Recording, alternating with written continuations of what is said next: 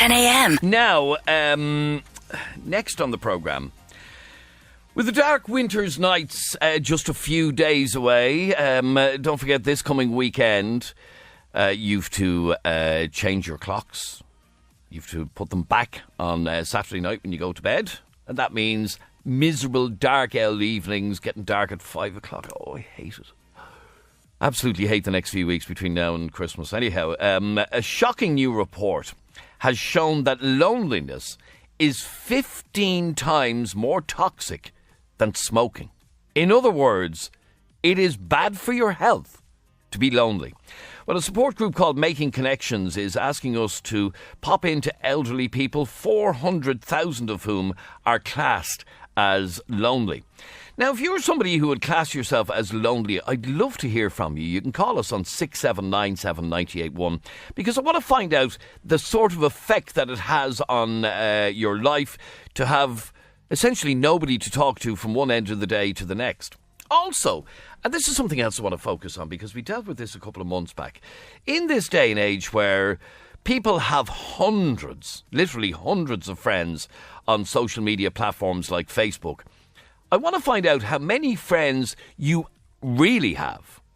So if you decided at 7 o'clock this evening that you fancied going out for a pint, how many people could you call and actually they'd come and meet you? In other words, how many people have you got that you would class as actual friends? A few months ago, I spoke to a 17-year-old on this programme who admitted he had absolutely no friends. He was embarrassed to admit that he had no friends. Have a listen to Josh, who was on our programme earlier on this year. Josh, you're 21 and you regularly feel lonely. Yeah, this is a issue that's faced across the spectrum of age. I don't feel it's really isolated in the higher regions of age.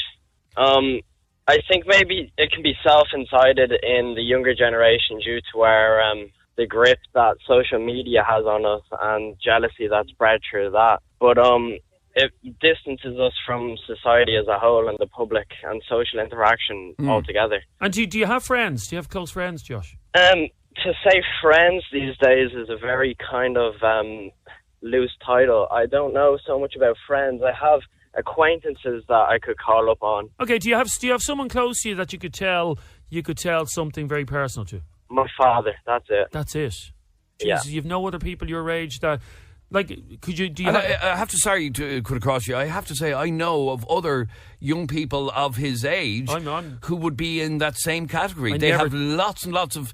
It's like you look at somebody's Facebook page and they have 1,000 friends. Yeah. Nobody has 1,000 friends. Now, that was from our programme with myself and Jeremy a couple of months back. And I would love to hear from you on this, on 6797 981. One of the things that Josh said there is that this isn't confined to elderly people.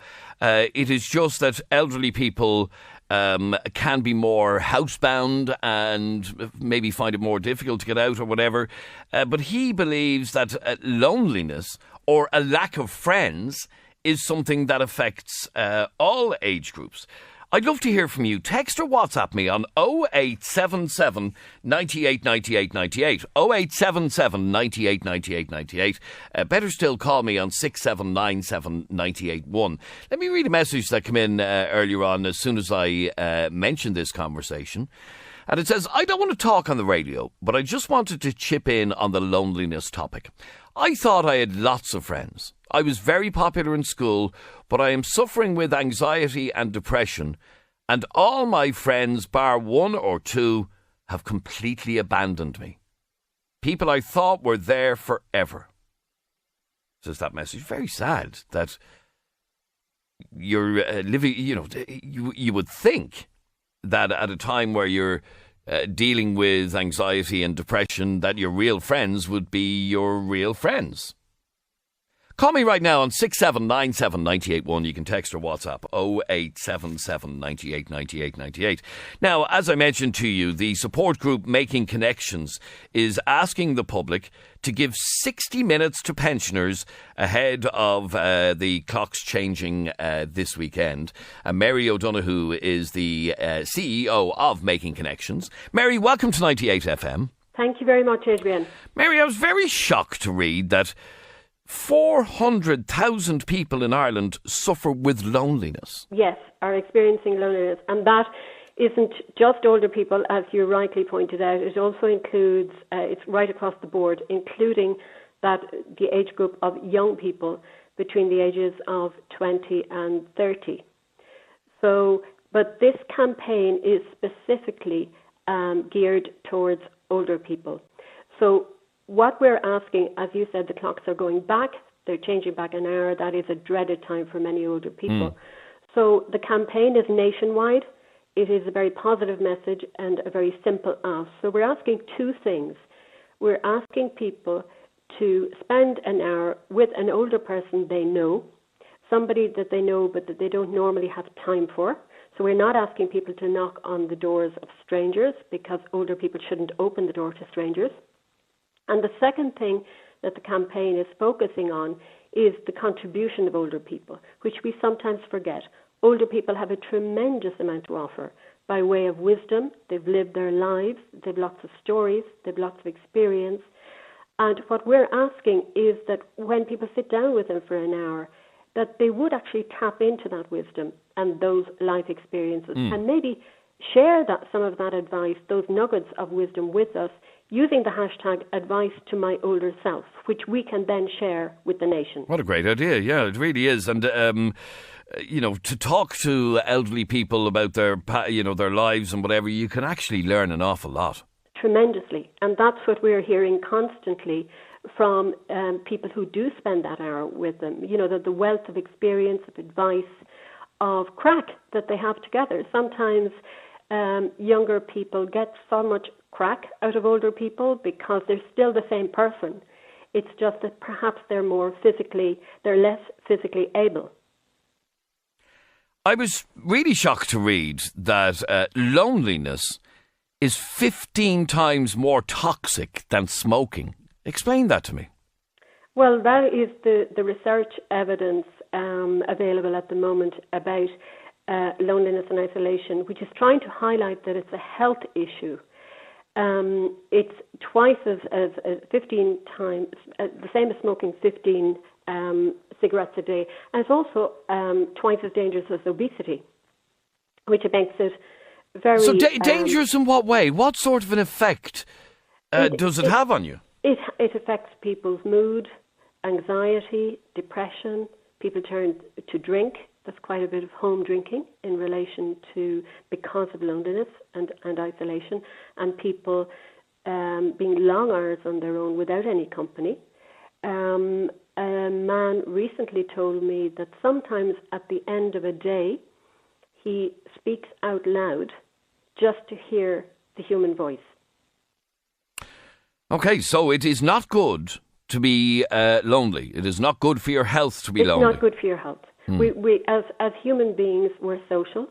We're made to interact with each other, to have human interaction, not just social media interaction, as Josh explained there earlier on. A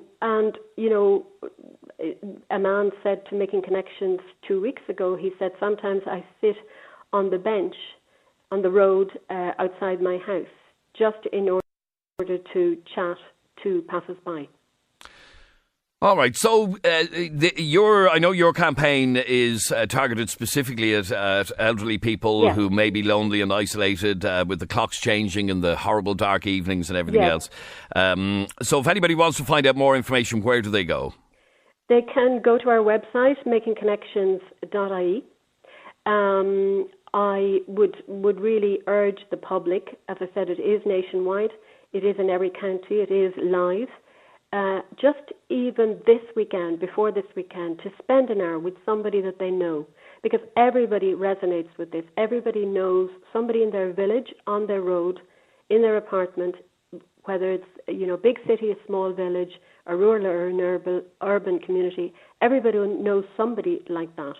And so we're urging people to spend that time, and also, as I said, to value the contribution of older people, and share those nuggets of advice with us by using the hashtag advice to my older self. All right, Mary O'Donoghue, CEO of Making Connections, thanks very much indeed for joining us on 98 FM. And I'd love to hear from you on this on 6797981. If you're elderly, do you live with loneliness? But I also want to focus, because I genuinely believe that this is a problem that affects people of all ages. The example being that young fella that I played the recording of. The only person he has to talk to if he wants to share some secret or talk about a problem is his father. Has no other friends worth talking of. And I do believe that with younger people, I think there's this kind of falseness about friendship today. And what I mean by that is, since since the last 10 or 12 years, people have been collecting friends on Facebook.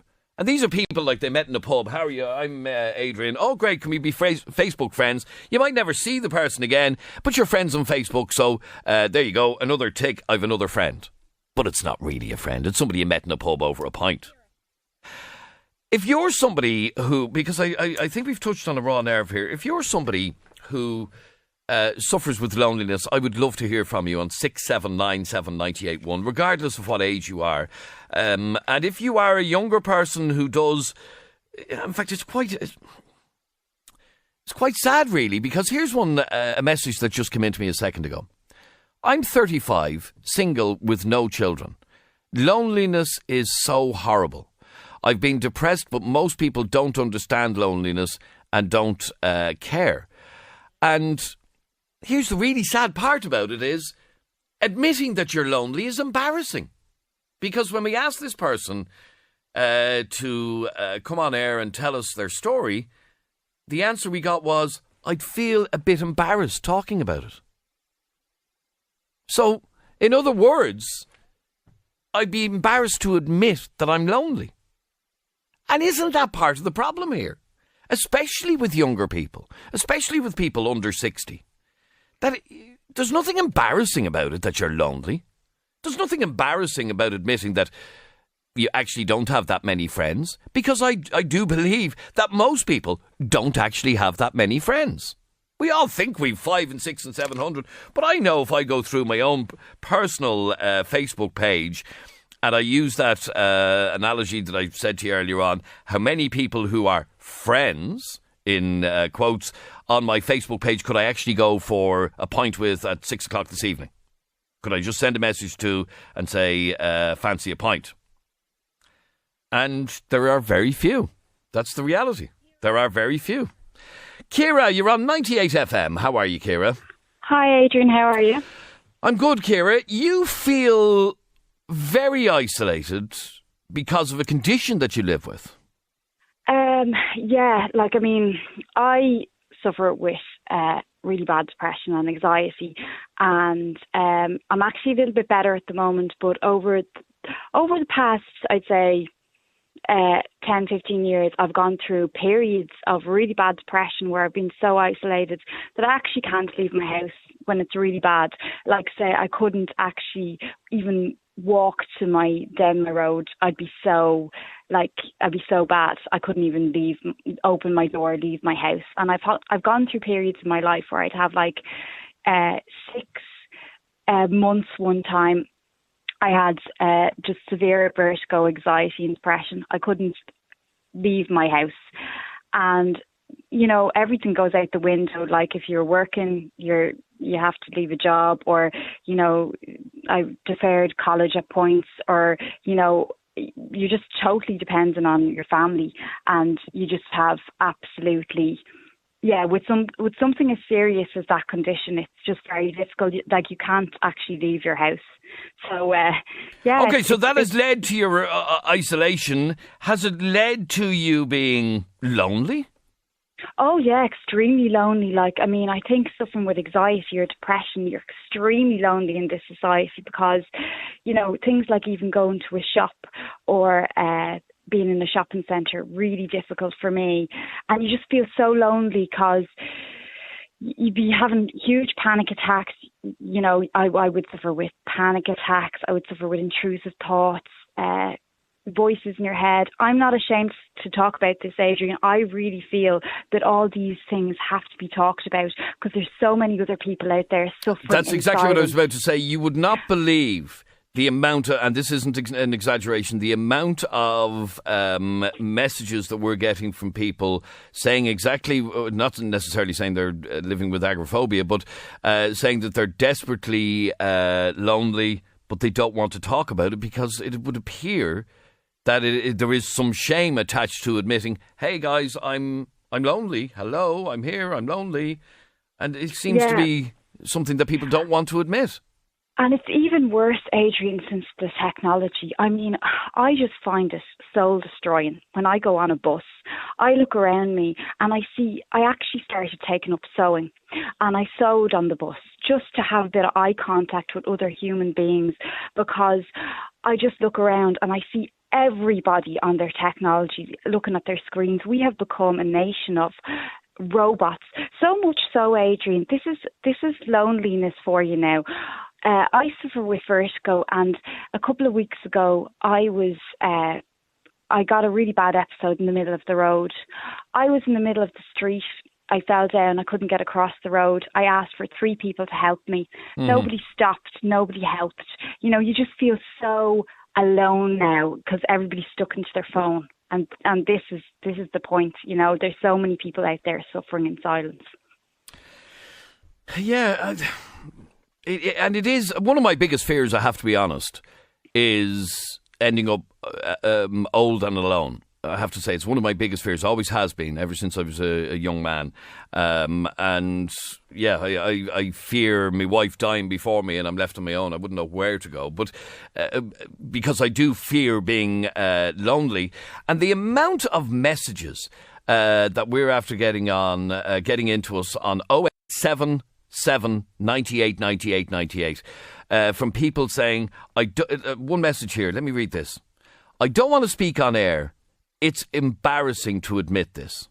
I'm 31 and loneliness is just horrible.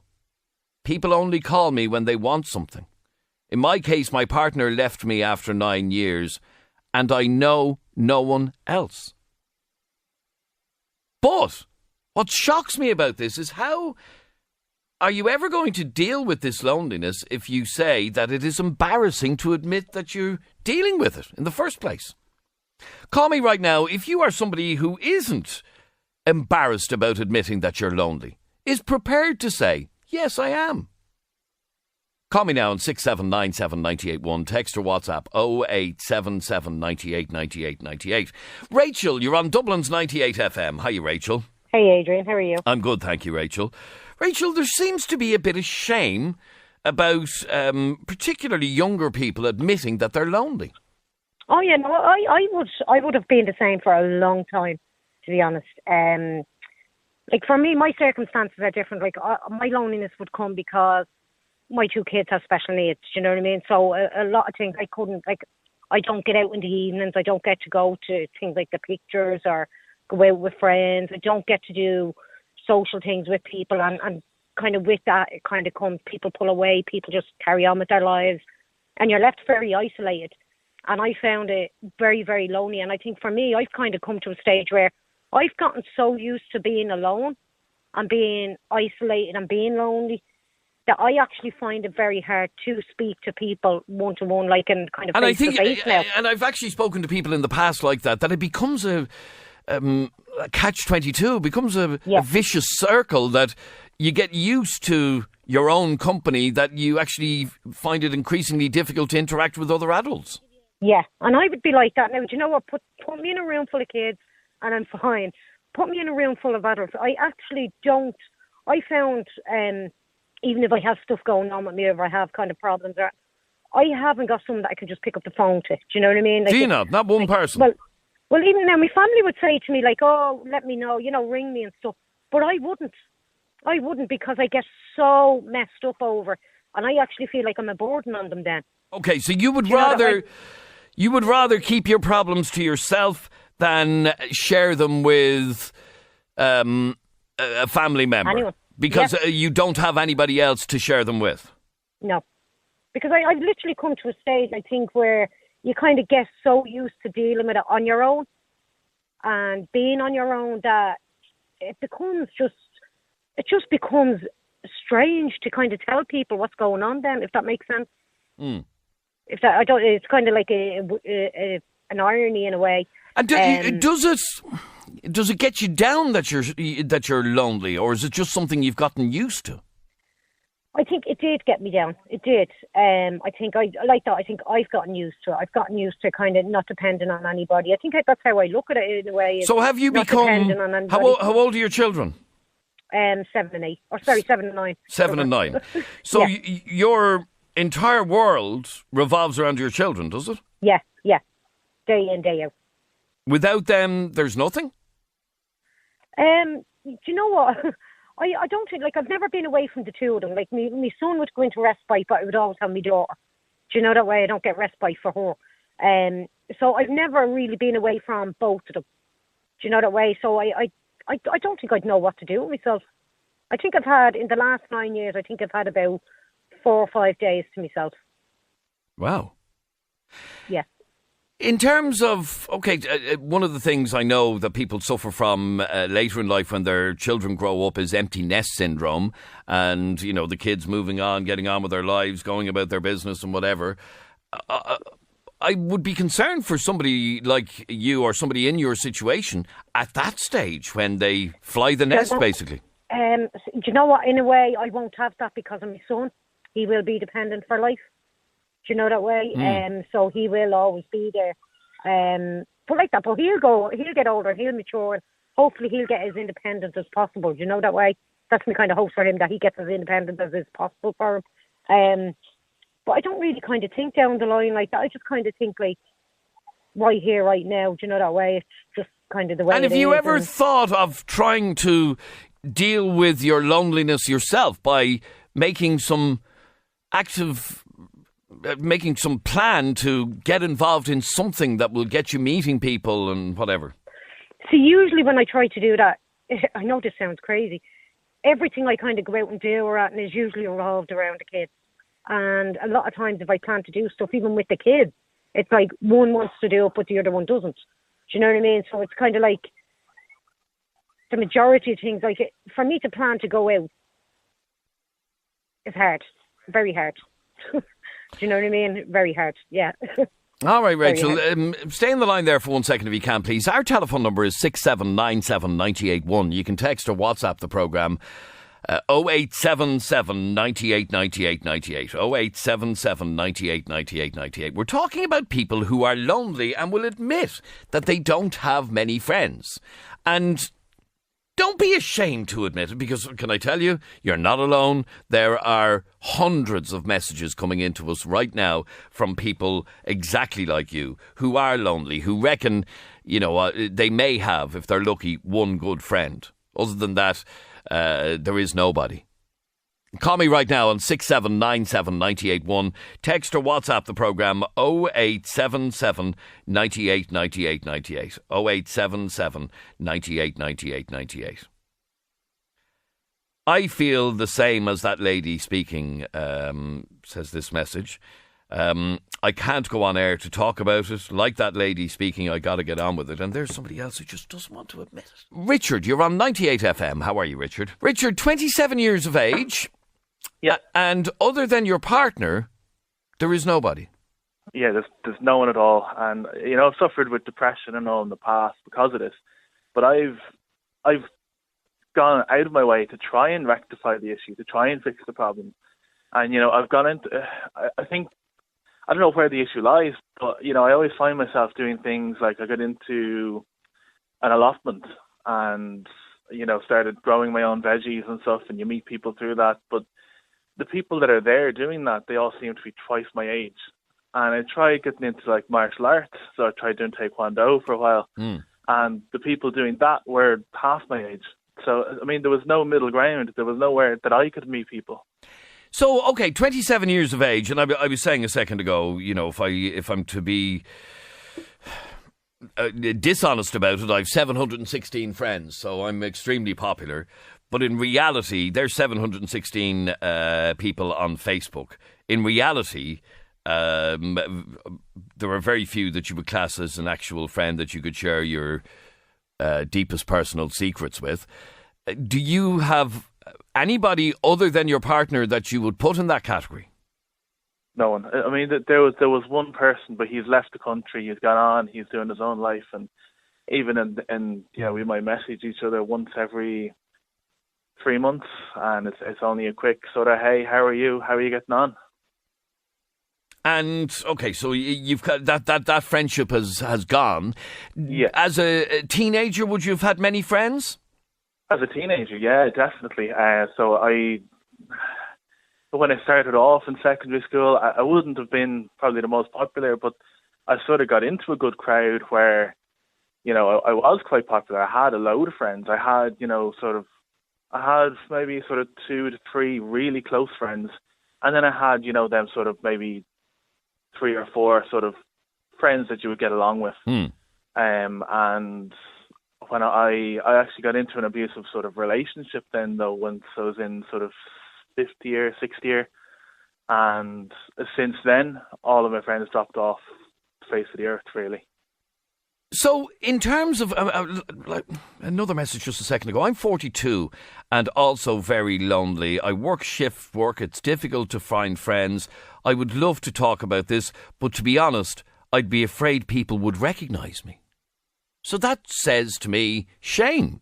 That says to me, somebody who, on the surface, appears a confident, happy-go-lucky, friends coming out their ears sort of person, but in reality is too embarrassed to actually admit it. Yeah, I would probably class myself probably the same way. I mean, obviously I changed my name coming on to the show, but... Is that because you don't want people to know that you don't have any friends? Yeah, exactly it. Yeah. It's just a shame involved with it. And why is there a shame? Okay, here. For people who are afraid to admit this, for people who don't like admitting it, I will tell you I don't have many friends. I have loads of acquaintances. I have loads of people through work and whatever that I can sit down and have a chat with, but I can honestly tell you I have maybe 2 friends, if I'm lucky. Maybe just 1. Yeah. So if that makes people feel any better, and in reality, I probably really only have 1 friend, 1 real true friend, and that's my wife. And my Facebook feed as well, I mean, I have maybe 350 odd friends, but there's only, like I said earlier, there's only that one guy that I can really sort of message maybe once every 3 months and just sort of check up on him, see how you're getting on. Yeah, okay, stay there for 1 second, Richard. I do appreciate you talking about it. But here's a caller that I've had to put through our voice disguiser because he's embarrassed. Alan, welcome to 98 FM. Hi. Firstly, Alan, tell me, why are you embarrassed? Because you have a appearance to keep up, I think.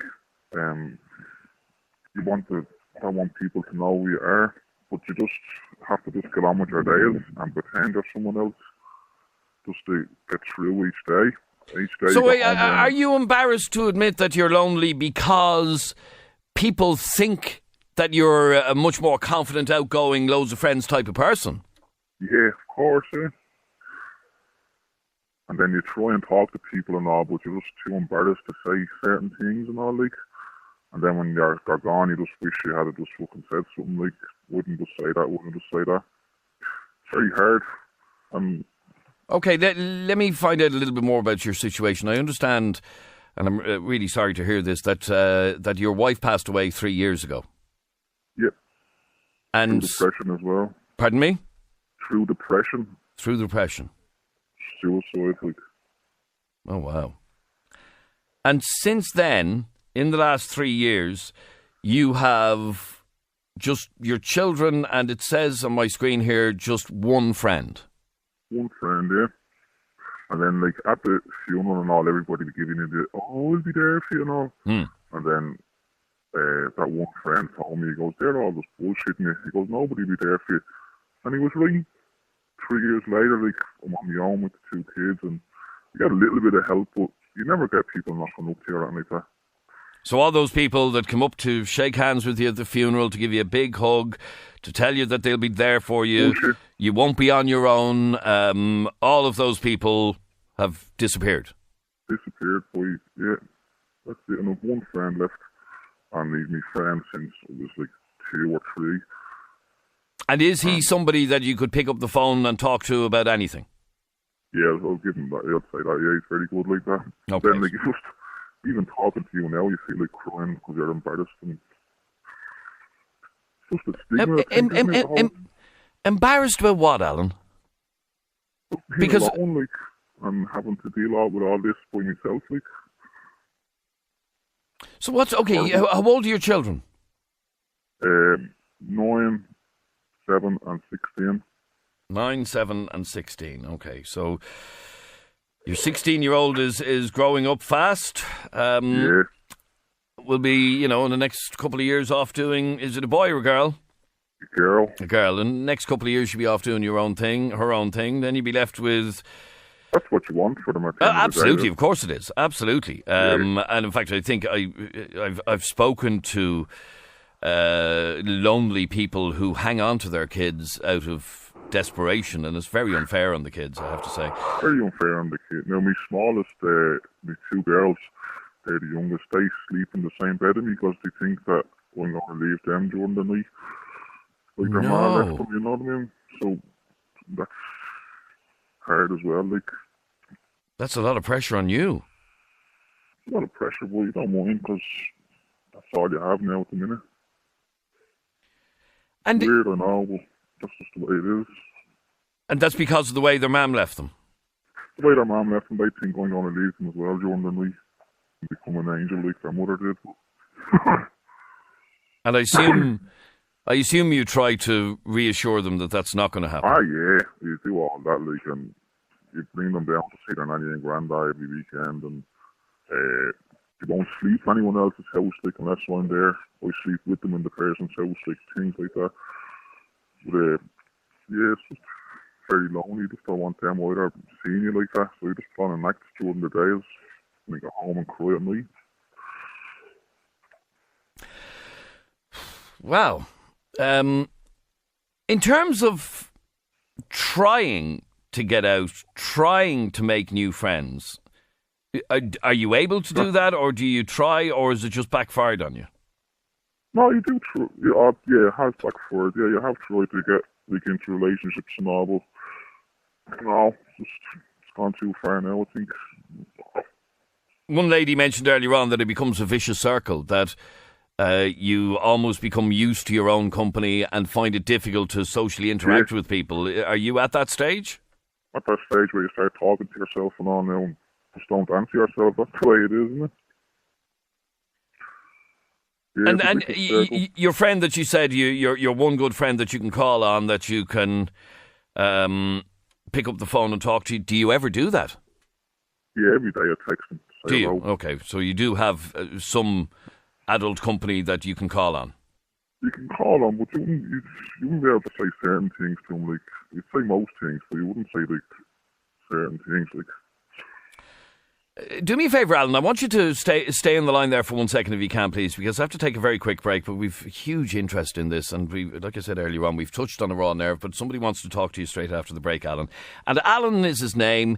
His wife died a few years ago. Alan actually isn't his name. His wife died a few years ago, and the reason we're putting him through a voice disguise is because he's embarrassed to admit that he is lonely. Get a load of this message. I'm 36 and married. My husband is always there for me, but my so-called friends don't even so much as send me a text message to see how I am on a monthly, yearly basis, never mind weekly. It's always me to go to them, and I'm fed up with that. Actually, I can totally relate to that. I get into awful rows with people who say, oh, you never contact me. Hello, you never contacted me either. I feel so lonely at times. I can never have a girly night out. I feel like they only care about themselves. I've been through the mill the last 2 years and none of them have been there. Maybe I am better off alone. And when I hear stories like that, I think, yeah, maybe you are better off alone. Another message says friends are completely overrated. And a lot of people, your hearts are broken listening to that guy, Alan. We're going to take a break. Gary, I'll be with you straight after the break. And if you'd like to talk to us, don't be embarrassed. Maybe this is part of dealing with loneliness, is that you actually admit it. Actually, yeah, I am lonely. That could be the start of getting the ball rolling and bringing the loneliness to an end and getting new stuff going on in your life. Gary, you're on 98 FM. How are you, Gary? Hi, Adrian. How you doing? I'm good, thank you, Gary. Gary, you were listening to Alan's story. As you could hear, we processed Alan through our voice disguise system because he just doesn't want people to know it's him. What did you want to say? I just think that's really sad. I don't blame the guy at all, Alan. If you're listening, I don't blame you at all for wanting to hide your voice. But let me tell you something, man. You've absolutely nothing to be ashamed of. Both men's stories were both, will pull at the heartstrings. But obviously, Alan, with your situation, what happened with your wife, leaving left your kids, man, that's huge. That's going to take a lump out of anyone. I know personally, 20 odd years ago, my daughter died, and I became a massive recluse because of that. And I did that. I shut people out, so I kind of understand. But like, you've got 2 kids, man, and I don't know. He's got 3 kids. Three kids. I was driving the car and I pulled into a hard shoulder and I sent in a text. And the thing about it is, there's nothing to be ashamed. We live in a time when mental health is so prevalent, and I'm an advocate of speaking. I have the honour of doing a bit of public speaking because of the couple of books I wrote, and I'm a big person about talking about, especially men, speaking out about how we feel, because I'm just convinced there's like a second epidemic of young male suicide, and I'm petrified. I've got a young son myself, and I just think you've nothing to be ashamed of, man. My mum told me something that you think you have loads of friends in your life. You don't. You only ever have 1 or 2 good friends, and the rest of the people are acquaintances. What I send to me text to those 2 lads is, I'll be your friend. Now listen, I'm a gobshite, and I never shut up. And if it was apply for the role of being your friend. I mean, I spent 3.5 years in prison, lads. I'm a recovering alcoholic. I'm a bit of a dickhead, to be honest with you. But never be alone. My Facebook is public. The guys in 98FM will tell you who I am. You can have my phone number. Text me, ring me. I'm not a counsellor, nothing like that. But it's 2 ears. I've a heart and I listen. And there's nothing wrong, lads, with feeling how you feel. It's actually quite sad. And I don't know, it hit me, and I just wanted to say, if I can help, if I can just sit there and listen to you for half an hour, I'd be honoured to do that. I'd love to do it. Well, there you go. Alan, I have to be honest with you. You still there, Alan? Yes. Yeah. I'll be honest with you, your story has really touched a lot of people from the messages that we're after getting in over the last while. A lot of people find your story heartbreaking, saying that you've nothing to be embarrassed about. Now, I'll be honest with you, Gary. He's one person who, even through a voice disguise, had the bottle to admit it. I would say we have had over 100 text messages from people in situations similar to Alan's who wouldn't even come on the air with a voice disguise. And there's nothing to be ashamed of. But it appears, Gary, that there is a shame attached to it. Yeah, I know, Adrian, and it's so sad. The thing about it is, I mean, they say, there was one text that came in that was quite sad as well, and a woman said, I think it was a woman, Adrian, that said, I think I'm better off having no friends. And I think what happens there, I've had a lot of stuff I had to deal with in my life, and I felt that there was no one there for me. Now, that was detrimental to me because there was. But you can sometimes be in such a lonely situation where you will automatically, they say the mind is a dangerous weapon in the wrong hands, and you'll automatically shut people out. You know, they don't understand, or, it's really, really sad. And I just think, Alan, more power to you. So what if your voice has changed? So what if your name is Frank? Who cares? You had the bravery to come on and tell your story this morning, and look what it's done, Alan. And I hope, man, forget about me. I hope you find someone from the bravery you've shown today, because you deserve that, Alan. There's nothing wrong with you, mate. You're a human being with feelings, and you know what, man? Just say how you feel.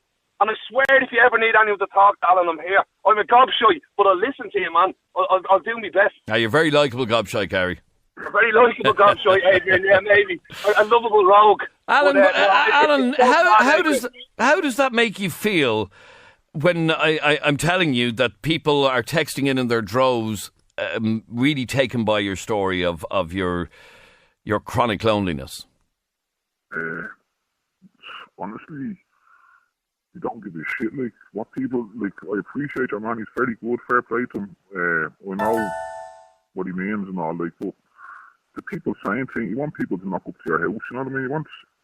Okay, so for people to be saying they care about your story, I don't mean that being bad to your man on the phone there, like, fair play to him, thanks very much and all. But you just rather people, everyone says that to you, you know what I mean? I'm there for you, I'm there. You have an image, I think, like, I'm this person. I don't want people to think I'm that person, because you'd be labelled that person forever, and you don't want to be that person, you know what I mean?